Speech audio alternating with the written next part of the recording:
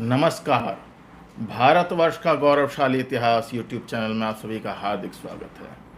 आज की वीडियो में हम गोविंद नगर बुद्ध मूर्ति लेख के बारे में जानकारी प्राप्त करेंगे। गोविंद नगर बुद्ध मूर्ति लेख 1976 ईस्वी में मथुरा नगर के बाह्य भाग में गोविंद नगर नामक नए उपनिवेश के उत्खनन में प्राप्त हुआ था। यह अभिलेख भगवान बुद्ध की एक खड़ी हुई मूर्ति के पदासन पर अंकित है। यह मूर्ति मथुरा संग्रहालय में रखी हुई है। इस लेख के मथुरा संग्रहालय के तत्कालीन निदेशक रमेश चंद्र शर्मा द्वारा प्रस्तुत पाठ को 1982 ईस्वी में जेबी विलियम्स ने अपनी पुस्तक द आर्ट ऑफ गुप्त इंडिया में प्रकाशित किया। इस लेख का संक्षिप्त परिचय इस प्रकार है। लेख का नाम है गोविंद नगर बुद्ध मूर्ति लेख। स्थान गोविंद नगर, मथुरा जनपद, उत्तर प्रदेश है।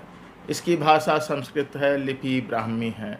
इसका समय गुप्त संवत 115 या 434 ईस्वी है, जो कुमारगुप्त प्रथम का शासनकाल है।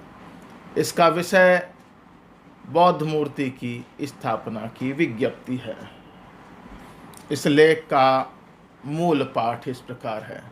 सिद्धम संवत 100 धन 10 धन 5 दिन 10 धन 3 अस्याम दिवस पूर्वायाम भगवतः दश बलिन शाक्य मुनि है प्रतिमा प्रतिष्ठापिता भिक्षुना संघवर्मना यदत्र पुण्यम तत्माता पित्रों पूर्वं कृत्वा सर्वसत्त्वानां सर्वदुःख प्रहानाया नुत्तर याज्ञानाप्तये घटिता दिन्नेन।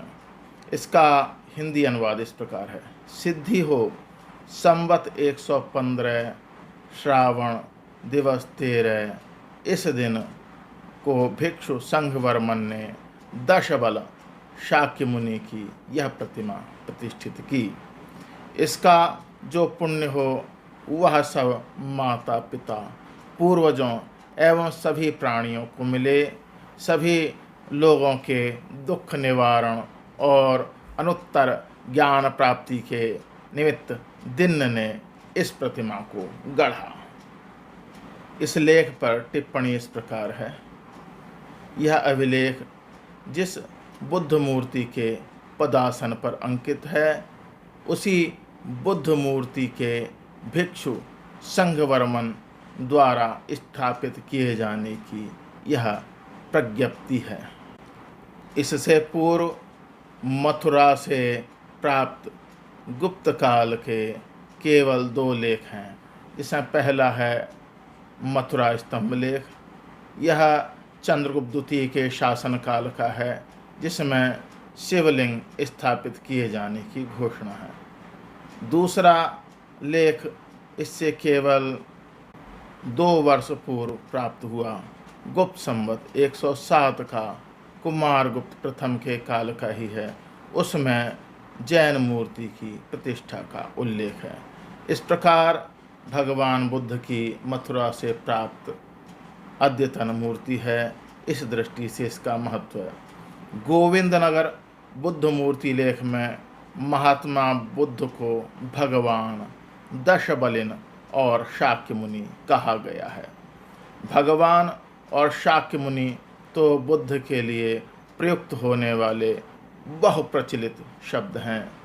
दशबलिन विशेषण अनजाना सा जान पड़ता है, पर इसका प्रयोग मथुरा से ही प्राप्त एक अन्य किंतु परवर्ती लेख में हुआ है, जिसे मथुरा पदासन लेख गुप्त संवत 161 का बताया गया है। दशबलिन का अर्थ संभवतः 10 गुण या बल से रहा हो।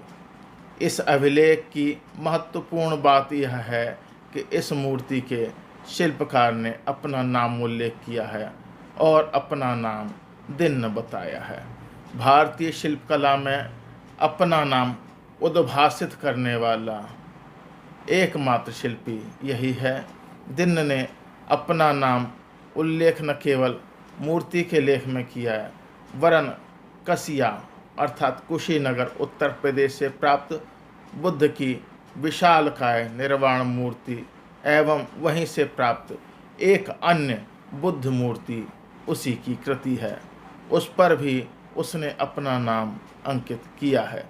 इस प्रकार यह अभिलेख गुप्तकालीन मूर्तिकला के इतिहास की दृष्टि से विशेष महत्व रखता है।